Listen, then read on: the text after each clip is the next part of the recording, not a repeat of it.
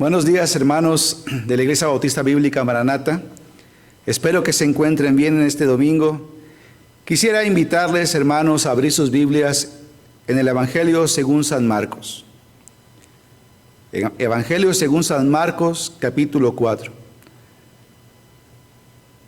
Quisiera que pudiéramos continuar con la serie de estudios planeada antes de la declaración de la contingencia acerca del siervo de Dios que estamos tomando en el Evangelio de Marcos. Marcos capítulo 4. En lo que ustedes buscan la porción, quisiera llevar sus mentes a pensar en lo frustrante que debió haber sido para algunos de los discípulos ver las multitudes llegar y al mismo tiempo salir. Una de las cosas más increíbles del ministerio terrenal de nuestro Señor Jesucristo es que, siendo quien Él era, aparentemente no tuvo los frutos visibles que la gente esperaba. Los líderes no creyeron en Él y las multitudes le seguían, la mayoría, detrás de los beneficios que traía el hecho de seguir a Jesús. De manera que el grupo de los seguidores sinceros que Jesús tuvo durante su ministerio era un grupo muy pequeño. Y como digo, hermanos, a pesar de que nadie predicó la palabra como Él, que nadie hizo los milagros que Él hizo, la pregunta es, ¿por qué Jesús tuvo al final un resultado tan pequeño? En el Evangelio de Lucas, capítulo 13, versículo 23, no lo busques, simplemente como una referencia. El evangelista Lucas dice que Jesús pasaba por las ciudades y aldeas, enseñando y encaminándose a Jerusalén.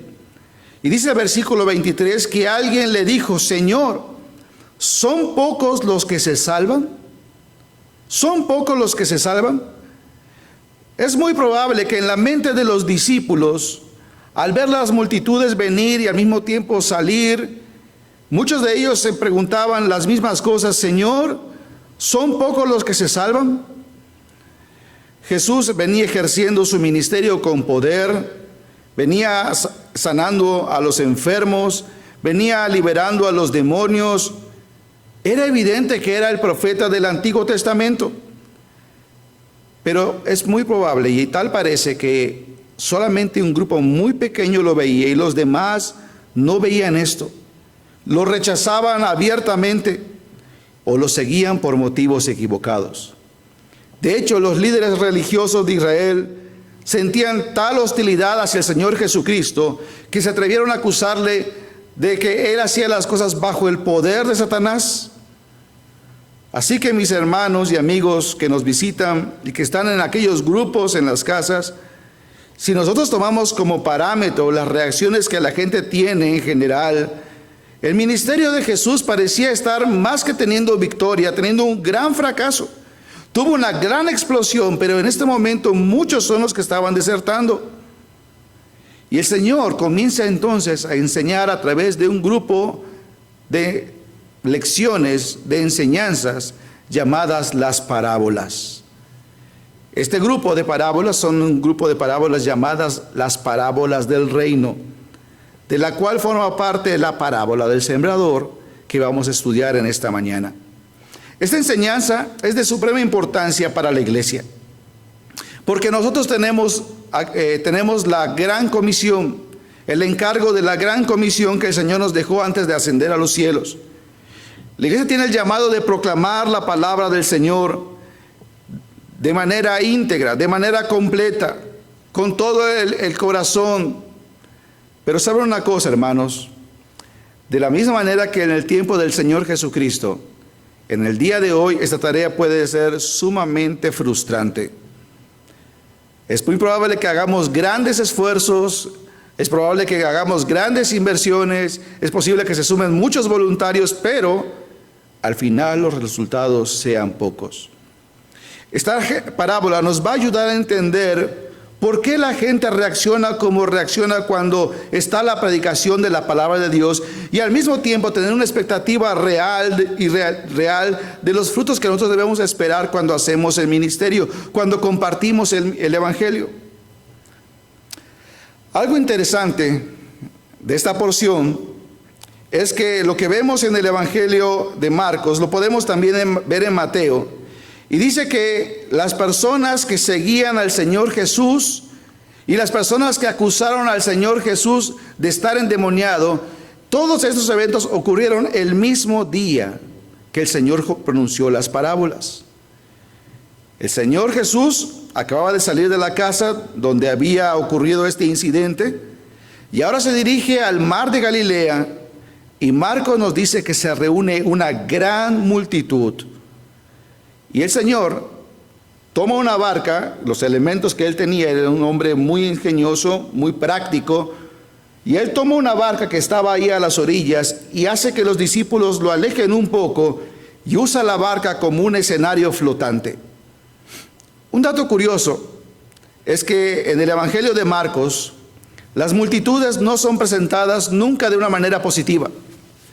Casi siempre la presentación de las multitudes tiene una connotación negativa. Estos seguidores de Jesús eran seguidores interesados. Tal vez podríamos calificarlos de oportunistas. ¿Conoce usted personas así? Personas que vienen, que le buscan a usted simplemente por interés. Personas que simplemente tienen relaciones, amistad por interés, o simplemente ven una oportunidad. Ellos estaban ahí para ser sanados. Ellos estaban ahí como espectadores curiosos para ver quién era Jesús y qué hacía Jesús, pero no tenían interés en el mensaje de Jesús. No tenían interés en lo que Jesús predicaba. Sin embargo, el Señor quería enseñarles la palabra. Marcos capítulo 4, versículo 1 y 2, dice así: Otra vez comenzó Jesús a enseñar junto al mar, y se reunió alrededor de él mucha gente, tanto que entrando en una barca se sentó en ella en el mar, y toda la gente estaba en tierra junto al mar. Y les enseñaba por parábolas muchas cosas y les decía en su doctrina. La palabra parábola, ¿qué significa parábola? La palabra parábola viene de una palabra griega, que es la palabra parabolé. Esta palabra parabolé significa simplemente poner una cosa al lado de otra para compararla. Poner una cosa al lado de otra para compararla. Las parábolas son recursos literarios para enseñar, al igual que los símiles y las metáforas. La diferencia entre ellas es que los símiles y las metáforas son breves. Déjeme darle algunos ejemplos. Un símil sería como oveja delante de sus trasquiladores, enmudeció y no abrió su boca. Isaías está haciendo una referencia que el Mesías sería como una oveja delante de sus trasquiladores. Es un símil. Una metáfora suena de esta manera: vosotros sois la luz del mundo. Y una parábola es así: el reino de los cielos es semejante a la levadura que tomó una mujer, etc. Esas son las diferencias que hay entre símil, metáfora y parábola. Pero ¿cuál era el propósito de las parábolas?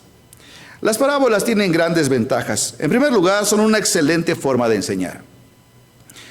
Ellas presentan la verdad de una forma que queda grabada en la mente, en la memoria de las personas. ¿Quién no recuerda, por ejemplo, la historia del hijo pródigo? Esa historia ha quedado grabada en la mente no solamente de los creyentes, sino de el cristianismo en general. ¿Quién no sabe la expresión "ahí viene el hijo pródigo"? Y la idea de ese hijo pródigo hace referencia al relato bíblico. Jesús era un excelente maestro. Él sabía cómo dejar plasmada en la mente de sus oyentes las verdades. Así que las parábolas tienen el propósito de enseñar, pero las parábolas también tienen el propósito de oscurecer la misma verdad. La misma verdad que se imparte a las personas, esa misma verdad se puede oscurecer para aquellas personas que están predispuestas a la verdad. En otras palabras, las parábolas revelan y ocultan al mismo tiempo. En una misma historia puede ser sumamente clara para algunos, de edificación, desafiante, totalmente nítida, pero para otros simplemente va a ser un acertijo. Las parábolas no solamente son un método de enseñanza, sino que en otras palabras, las parábolas son un medio de gracia para los creyentes, pero también son una señal de juicio para los incrédulos. Repito, las parábolas son un medio de gracia para los creyentes, pero también son una señal de juicio para los incrédulos. Aquí el Señor había pasado un año enseñando en Jerusalén y un año enseñando en Galilea. La gente había escuchado el beneficio de la palabra a través de los labios de nuestro Señor. La gente había visto las manifestaciones impresionantes de su poder. La gente había visto cómo los demonios se sujetaban y aún la misma naturaleza. Pero las personas no podían entender quién era Él por completo. Y podían rechazarle y aún podían tratarle de endemoniado. Ellos querían un Mesías y muchos de ellos, quiero decirles, que lo reconocían como el Mesías, pero no querían un Señor. Ellos querían un libertador, pero no un rey que gobernara sus vidas. En Mateo capítulo 13, versículo 34. Dice que a partir de ese momento solo les hablaba por medio de parábolas. Dice Mateo capítulo 13, versículo 34. Todo esto habló Jesús por parábolas a la gente. Y sin parábolas, dice, no les hablaba. Así que esta parábola del sembrador incluía este tipo de enseñanza. Ahora quiero pedirles algo. Posiblemente algunos de ustedes han escuchado esta parábola y dirán, como los niños de la escuela dominical, de la clase de educación cristiana, dirán, esa ya me la sé. Yo quisiera invitarle a que usted pudiera en este momento dejar de lado la enseñanza y se pusiera en los zapatos de aquellas personas que escuchaban esta enseñanza por primera vez. Quiero que veamos la parábola. Marcos capítulo 4, versículo 2. Dice así, y les enseñaba por parábolas muchas cosas, y les decía en su doctrina, oíd, he aquí el sembrador salió a sembrar. Los sembradores de aquellos tiempos salían con una bolsa y simplemente echaban las semillas al viento, las esparcían. Israel en su mayoría es desierto y los terrenos, no todos los terrenos tenían un muro, tenían una limitación, no tenían una barda. Así que las personas podían caminar por en medio de los sembradíos. Por cierto, Israel es un terreno constantemente irregular. Hay una parte plana, pero la mayor parte es irregular. Así que ellos hacían pequeños balcones, pequeñas mesetas, donde ellos cultivaban las cosas. Así que la gente también tenía que cruzar de un lado a otro y posiblemente cruzaba por en medio de esos sembradíos. Y en un espacio muy pequeño tú podías encontrar los diferentes terrenos que se van a mencionar aquí. Dice el versículo 5. Otra parte cayó en pedregales donde no tenía mucha tierra y brotó pronto porque no tenía profundidad de tierra. No olvidemos que la tierra de Israel es muy pedregosa. ¿Saben una cosa? Es como el centro de México. Ellos tienen una piedra caliza como nosotros tenemos también, nosotros la llamamos tepetate. Y uno puede ver un terreno y ver la tierra negra, la tierra útil arriba, pero solamente pueden ser a veces 10 centímetros o menos de esa tierra. Y el agricultor quiere meter el arado y encuentra el duro tepetate. Lo mismo pasa en el sureste, allí en Yucatán, cuando tenemos la tierra, la piedra laja. Es difícil la agricultura. Así que dice aquí que otra parte cayó en pedregales donde no había mucha tierra y brotó pronto porque no tenía profundidad. Y luego dice, pero salido el sol, se quemó porque no tenía raíz y se secó. Dice el versículo 7, por otra parte cayó entre espinos y los espinos crecieron y la ahogaron y no dio fruto. Otra parte cayó entre espinos y los espinos crecieron y la ahogaron y no dio fruto. La misma zona desértica a veces produce cardos, espinos. Y aquí la semilla germina, pero rápidamente es ahogada por los espinos. Pero el Señor dice por último, en los versículos 8, otra parte cayó en buena tierra y dio fruto, pues brotó y creció y produjo a 30, a 60 y a 100 por uno. Entonces les dijo, el que tiene oídos para oír, oiga. Estaba yo investigando acerca de la efectividad de una semilla. Y los agricultores del norte del país que siembran tomates, ellos tienen una tabla para poder ver sus semillas fructificar. Y ellos dicen que una semilla en condiciones naturales, sin ningún tratamiento, tiene en el día de hoy el 47% de efectividad. En el día de hoy. Para los judíos, escuchar esto de Jesús, el resultado de la semilla, de una semilla que dé al 30, otro al 60 y otro al 100, era algo que los enojaba porque ellos se esforzaban por sacar el máximo. En aquellos tiempos se cree que las semillas daban un 7.5 o un 10% a lo mucho. Pero las semillas que el Señor Jesús va mencionando en la parábola daban el 30 por 1. Ahora, ¿qué significa todo esto? Recuerden que estas personas lo están escuchando por primera vez, como ustedes están haciendo que lo escuchan por primera vez. Y lo que estaba trayendo Jesús a la mente de las personas era algo que ellos habían visto todo el tiempo. Y la pregunta es, ¿cuál es la enseñanza espiritual de esta parábola? Eso es lo que el Señor Jesús va a explicar a partir del versículo 14.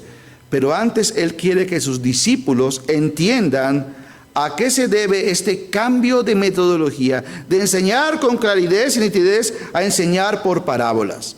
¿Por qué comienza a hablar en parábolas? Versículo 10. Dice así, cuando estuvo solo, los que estaban cerca de Él con los 12 le preguntaron sobre la parábola. ¿Recuerda que al principio había una gran multitud?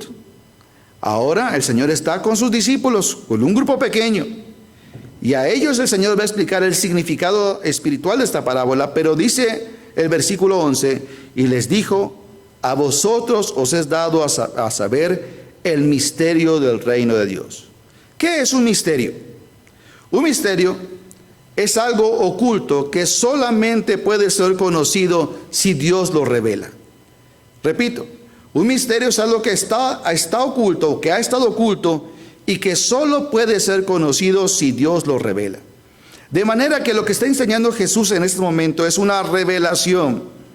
Y los oídos tienen que estar abiertos para escuchar. Vea lo que dice el versículo 12. Si está conmigo, ojalá pudiera leer conmigo allá desde su casa. Dice el versículo 12 así, para que viendo, vean y no perciban, y oyendo, oigan y no entiendan, para que no se conviertan y les sean perdonados los pecados. Posiblemente alguien dirá, leí mal. Repitamos el versículo. Para que viendo vean y no perciban, y oyendo oigan y no entiendan, para que no se conviertan y les sean perdonados los pecados.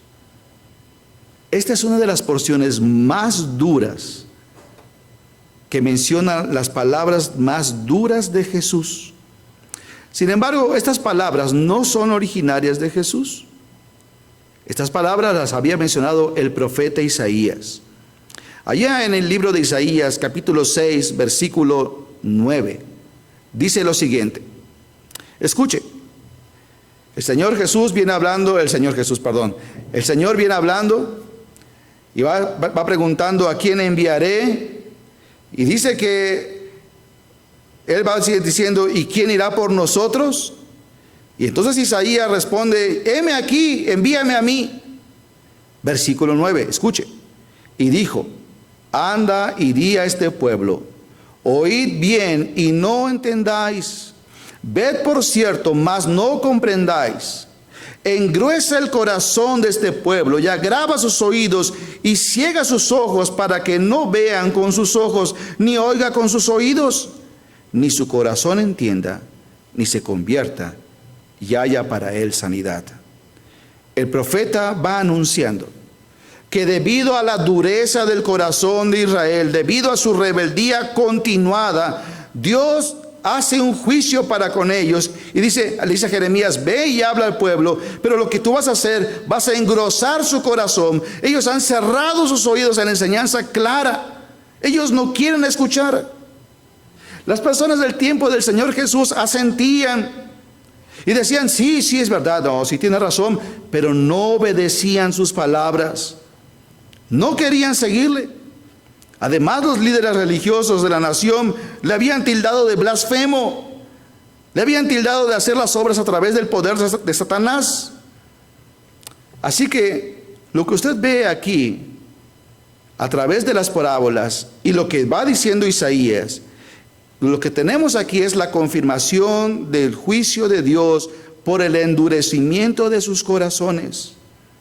Estas parábolas, hermanos, eran la confirmación de lo que Dios había dicho que iba a hacer.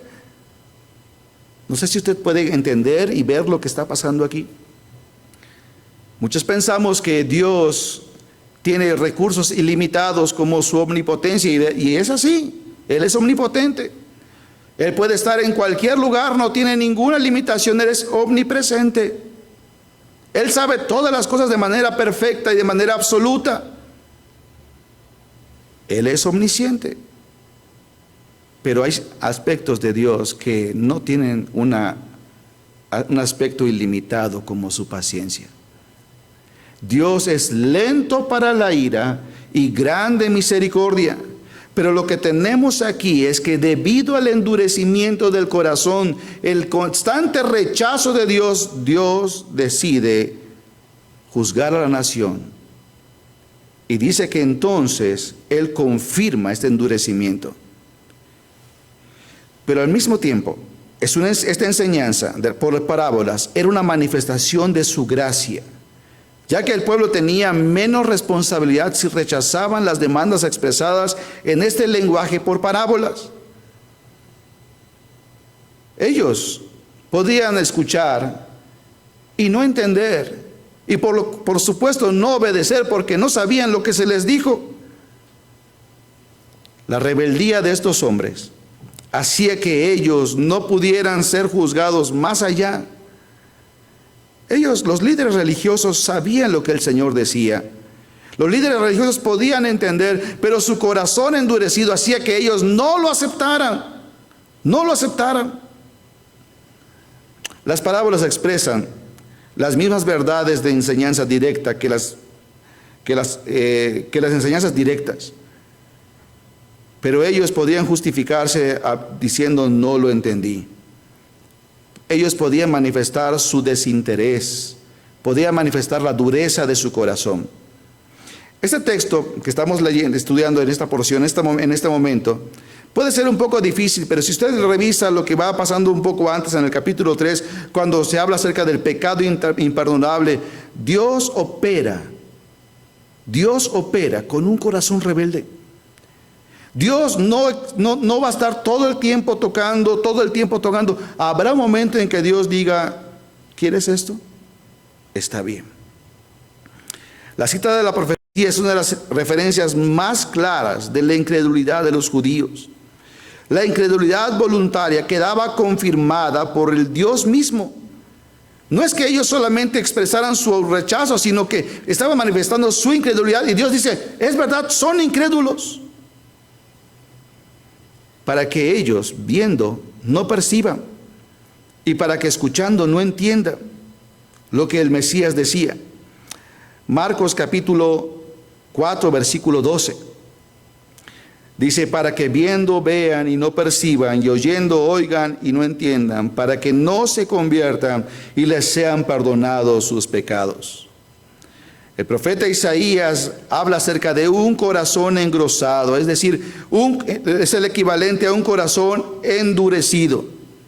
Y a lo largo de este tiempo Jesús está visitando las poblaciones y está hablando constantemente acerca del arrepentimiento, pero ellos no quieren entregarse al Señor. Están rechazando su voz, como lo habían hecho con los antiguos profetas, como lo habían hecho recientemente con Juan el Bautista. Su corazón es insensible a pesar de todas las evidencias.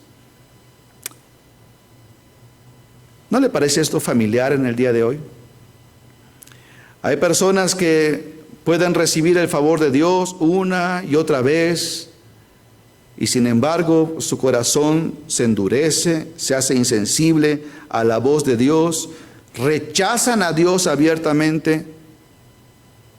A veces el rechazo no tiene que ser con el hecho de palabras blasfemas como lo hacían los fariseos, sino que es el menosprecio a la palabra de Dios, el hecho de no tomar a Dios en cuenta y tomarlo solamente cuando nos conviene. Haríamos lo mismo que estas personas. Las personas de aquellos tiempos, hermanos, si bien no se habían opuesto abiertamente a no se habían puesto de acuerdo, no es que estaban de acuerdo con las blasfemias que decían los fariseos, de una manera ellos estaban otorgando cuando ellos se callaban, cuando ellos no decían nada, ellos estaban asintiendo a lo que los escribas estaban diciendo. Es evidente que el verdadero arrepentimiento y la conversión a Dios no es posible sin la operación del Espíritu Santo. Nadie puede volverse al Señor sin la convicción que el Espíritu Santo produce en la persona. Por eso dice Romanos capítulo 8, versículo 3, no hay justo ni aun uno, no hay quien entienda, no hay quien busque a Dios. Los hombres no pueden buscar a Dios porque están perdidos. Lucas capítulo 19, versículo 10 dice que Él vino a buscar y a salvar lo que se había perdido. Esa es nuestra condición.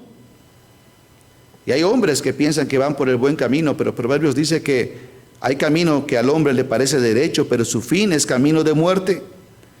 Todos estos eran amadores de las tinieblas más que de la luz. Estos hombres amaban su religión, amaban sus rituales, amaban la hipocresía perniciosa que tenían. No estaban dispuestos a entregarse al Salvador.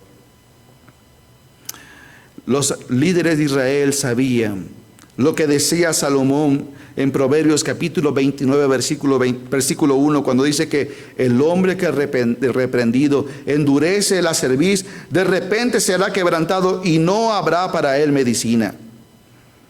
Jesús había venido como la luz. Jesús había venido a hablar, pero las personas no habían escuchado. En los profetas, el profeta Isaías, el profeta Jeremías, habían hablado del endurecimiento del corazón. Y hay varias porciones que hablan acerca de la confirmación de Dios para el juicio de la nación de Israel. Simplemente por mencionar algunas citas: Isaías capítulo 5, versículos de 1 al 7. Jeremías capítulo 7, versículo 12 al 15, que no vamos a leer por amor al tiempo. El mismo capítulo 7, versículo 25 al 34. Isaías capítulo 29, versículo 19. Todas estas citas hablan acerca del endurecimiento del corazón de Israel y el castigo que Dios trajo. Ahora hay algo interesante en todo esto. El castigo para Israel en aquellos tiempos por el endurecimiento de su corazón les trajo un castigo temporal. Pero el castigo hoy por rechazar al Hijo de Dios traería un castigo que sería eterno. Dios es un Dios paciente, pero su paciencia tiene un límite. Y Dios no obligará a nadie. Por eso, si hoy estás escuchando, abre tus oídos. Por eso el Señor pregunta en Marcos capítulo 4, versículo 13. Y les dice a las personas, y les dijo: ¿no sabéis esta parábola? ¿Cómo pues entenderéis todas las parábolas? El Señor Jesús quiere traer a la mente de los discípulos no solamente la llave para entender esta parábola, sino las demás parábolas también. Versículo 14. El sembrador, leamos juntos, el sembrador es el que siembra la palabra. Tal vez alguien esté pensando: eso es muy profundo. Pero sabe que es muy interesante, porque Jesús no está dando un taller de agricultura, no está enseñando cómo sembrar. Él va a hablar cómo opera la predicación de la palabra. Y una de las cosas que se requieren para el avance del reino de Dios es que haya sembradores. Por eso es tan importante entender esta parábola. Porque usted y yo, nuestro trabajo es sembrar la palabra. Pero ¿cómo lo vamos a hacer? Tiene que haber sembradores. ¿Cómo las personas van a llegar a conocer?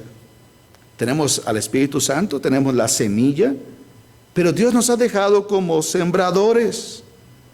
Ahora quiero que vea esto porque esto es realmente muy importante. El problema aquí no va a estar en la semilla. El problema aquí no va a estar en el método de sembrar. El método es muy sencillo, simplemente es regar la semilla. No hay que hacer todo un trabajo tan grande, tan profesional como sería en el día de hoy. Es un trabajo sencillo, es un trabajo barato.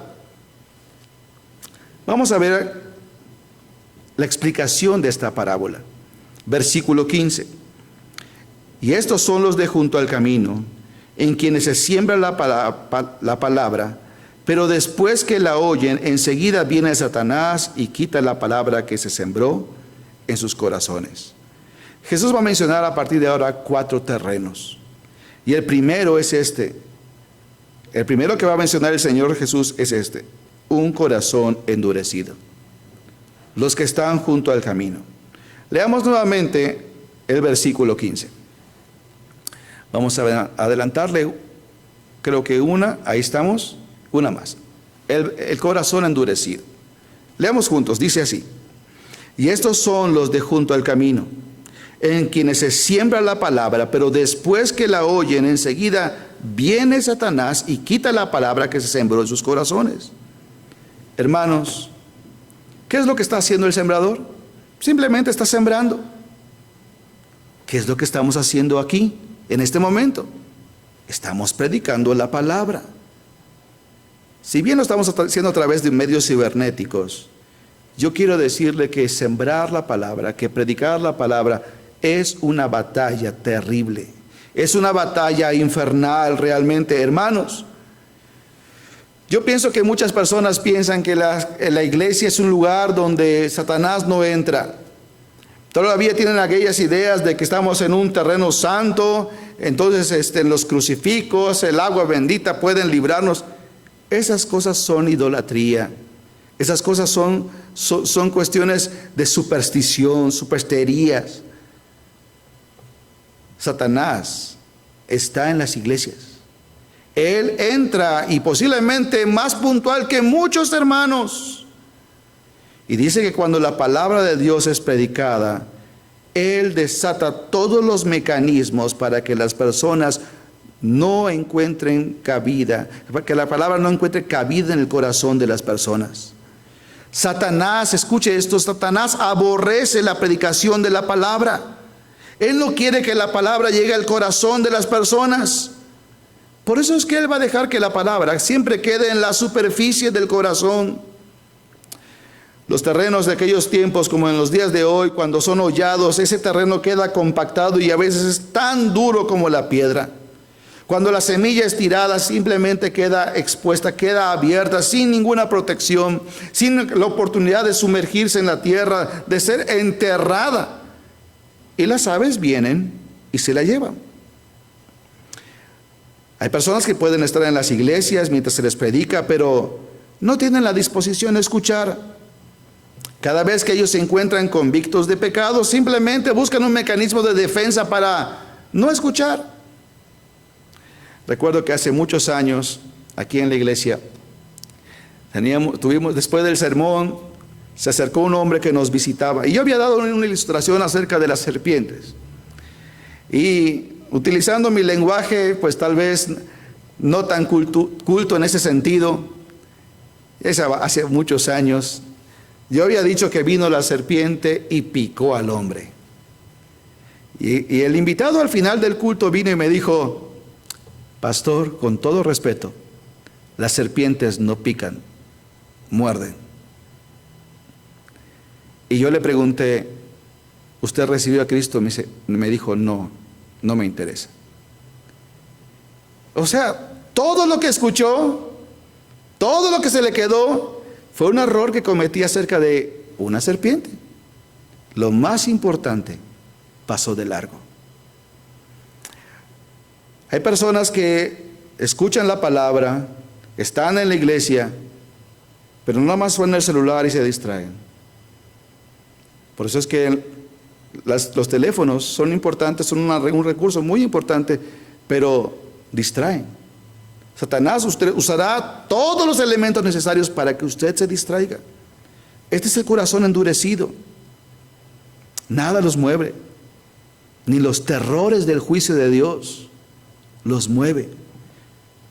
Pero luego está otro tipo de corazón, que es el corazón superficial. Versículo 16. Estos son asimismo los que fueron sembrados en pedregales, los que cuando han oído la palabra al momento la reciben con gozo. Estos escuchan la palabra y pareciera que al principio tenemos un buen resultado. Dice que la reciben con gozo. Pero algo sucede en ellos. Esta predicación simplemente es algo también superficial. Estas personas van a experimentar alegría, van a tener una respuesta emocional, pero no entienden todo lo que significa. Porque cuando viene la prueba, cuando vienen los problemas, cuando se les enseña el precio de seguir a Cristo, entonces no están dispuestos. Cuando entienden lo que significa el verdadero arrepentimiento, cuando entienden lo que significa fe y confían en el Señor, entonces se quiebran. Nuevamente podemos ver el énfasis dinámico de Marcos. La semana pasada o hace algunas semanas les enseñé acerca de la palabra y luego. ¿Se acuerdan lo que significa? Significa de inmediato. Aquí encontramos la misma palabra y luego, pero de una forma diferente y bien también traducida por Reina Valera. Y dice al momento. Al momento. Es un adverbio que significa inmediatamente. Expresa una acción instantánea y todo lo que va a indicar es que cuando las emociones se han ido, cuando esos primeros momentos en los cuales uno venía con gran alegría, pero viene la prueba, ¿qué sucede? Al momento, todo desaparece. Todo desaparece. Esto fue lo que Pablo le explicó a los Gálatas. Cuando escribe ya en Gálatas capítulo 5, versículo 7, y él las reclama, le dice, vosotros corríais bien. ¿Quién os estorbó para no obedecer a la verdad? En el versículo 17, vamos a avanzar ahora en el versículo 17 de Marcos capítulo 4. Dice ahí, pero no tienen raíz, sino que son de corta duración, porque cuando viene la tribulación o la persecución por causa de la palabra, luego tropiezan. Este tipo de personas son gente que es sugestionable, reacciona a las emociones. Aparentemente son realmente creyentes, pero Marcos habla acerca de un carácter poco estable. Marcos va a utilizar un adjetivo y va a decir que son de corta duración. Es decir, están solamente por un tiempo. ¿Cuánto puede ser ese tiempo? Pues a lo mejor 1 año, 6 meses, no sé. El caso es que no permanecen. ¿Y por qué no permanecen? Porque no tienen raíz. Dice el versículo 17, pero no tienen raíz en sí, sino que son de corta duración, porque cuando viene la tribulación o la persecución por causa de la palabra, luego tropiezan. La palabra tropezar es la palabra escandalizontai, que significa, pues usted lo sabe, escandalizar. Es decir, ellos se asustan, se apartan. Cuando las pruebas vienen, en las personas ocurren 2 cosas. En el creyente trae un reforzamiento de su fe, trae nuevos desafíos, pero en el incrédulo produce un gran temor que lo lleva a apartarse. Hay otro terreno más que se menciona en Marcos, y es en el capítulo 4, versículo 18. Y es el corazón distraído. Estos son los que fueron sembrados entre espinos, dice el versículo 18. Los que oyen la palabra, pero los afanes, es decir, las distracciones, es lo que significa esta palabra, de este siglo, y el engaño de las riquezas y las codicias de otras cosas, entran y ahogan la palabra y la hacen infructuosa. En el día de hoy, hermanos, y todos nosotros tenemos en nuestro corazón, hemos sido hechos a semejanza de Dios y tenemos emociones. Y quiero decirles que Dios nos ha dado la capacidad de anhelar cosas, de desear cosas, es algo natural. Todos nosotros tenemos papilas gustativas, tenemos antojos, así que pensemos en un pequeño ejemplo, tal vez un pequeño consomé, de esos simples que te dan a veces cuando estás enfermo, de pollo, con un poco de pollo deshebrado, un poco de arroz, un poco de verduritas ahí. Y uno diría, ¿esto? Pues es un caldo de pollo, es una sopa para enfermos. Pero ¿qué pasaría si le ponemos, por ejemplo, unos cuadritos de queso Oaxaca? Y si le pusiéramos tal vez unas rebanadas de aguacate. ¿Y qué pasaría si a eso le picamos un poquito de chiles serranos? Tal vez uno diría, no, por favor, mejor échele un chile morita. O tal vez un chile de árbol. Cada quien tiene sus antojos y dice, esto es lo ideal. Dios nos dio esa capacidad. El problema es que cuando nosotros tomamos esos deseos y esos deseos controlan nuestras vidas y controlan nuestro corazón y entonces esos afanes se convierten en el propósito de nuestra vida, entonces dice que comenzamos a cambiar nuestras prioridades. Dice nuevamente el versículo, dice que estos son los que son sembrados entre espinos, que oyen la palabra, pero los afanes de este siglo y el engaño de las riquezas y las codicias de otras cosas entran y ahogan la palabra y la hacen infructuosa. No hay nada de malo en un buen trabajo. No hay nada de malo en suplir las necesidades de nuestra familia de la mejor forma. Pero recuerde, Dios nos dejó una familia para administrar. Y Dios suplirá todo lo necesario para eso. Cuando yo tomo el papel de Dios y quiero hacer las cosas que Dios tiene que hacer, porque yo creo que las puedo hacer mejor, entonces me voy a desviar y los afanes consumirán mi corazón. Hay un último terreno, que es el terreno del corazón que fructifica, versículo 20. Y estos son los que fueron sembrados en buena tierra, los que oyen la palabra y la reciben y dan fruto a 30, a 60 y a 100 por uno. Estas personas vienen a la iglesia con un corazón humilde, buscando al Señor, escuchan la palabra con expectación porque ellos saben que la necesitan. Hermanos, cuando el predicador está hablando, tal vez usted no lo piense así, pero Dios está hablando a usted, sobre todo cuando es la palabra de Dios la que es expuesta. Cuando el ángel escribe a la iglesia de Éfeso, dice, escribe al ángel de la iglesia en Éfeso, el que tiene las 7 estrellas está en su... el que tiene las 7 estrellas en su diestra, el que anda en medio de los 7 candeleros de oro, dice esto.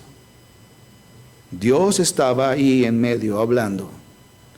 Y nosotros tenemos que tener cuidado cuando enseñamos, pero al mismo tiempo usted tiene que tener mucho cuidado. Y yo aún, cuando escucho la palabra de Dios predicada por otro, Dios está hablando a mi vida, Dios quiere decirme algo. Yo tengo que venir con el corazón dispuesto a querer escuchar, como al principio. La palabra que es escuchada es aquella que da fruto. La palabra que es escuchada con el corazón es aquella que produce. Nosotros recibimos nuestro poder a través de la palabra. Ella es la que producirá el fruto en nuestras vidas. Por eso es que usted y yo tenemos que venir a la palabra. Hermanos, para concluir, ¿qué hace la diferencia realmente entre un terreno y otro? ¿Cuál es el problema entre el que cayó en el camino, el que cayó en pedregales y el que cayó entre espinos y en buena tierra? ¿Cuál es la diferencia? ¿Acaso es el movimiento de la mano del sembrador? ¿Acaso es la vestimenta del sembrador?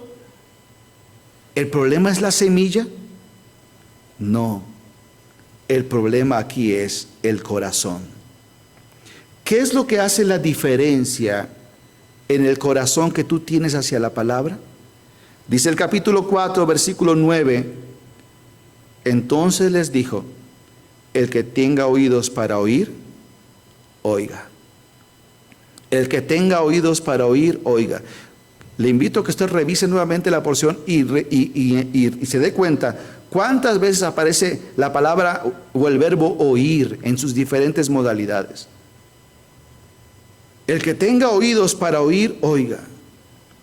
Joven que escuchas esta mañana, amigos que escuchan por internet, ¿qué tipo de corazón tiene usted este tiempo hacia la palabra? ¿Cuánto tiempo usted busca en la palabra? No estoy hablando acerca de escuchar las predicaciones por internet solamente, sino de ir a la palabra, directamente a la palabra de Dios para escuchar. ¿Qué corazón tiene para asimilar aquello que Dios le está diciendo? Porque en la medida que usted oiga con el corazón, el fruto comenzará a producirse en su vida.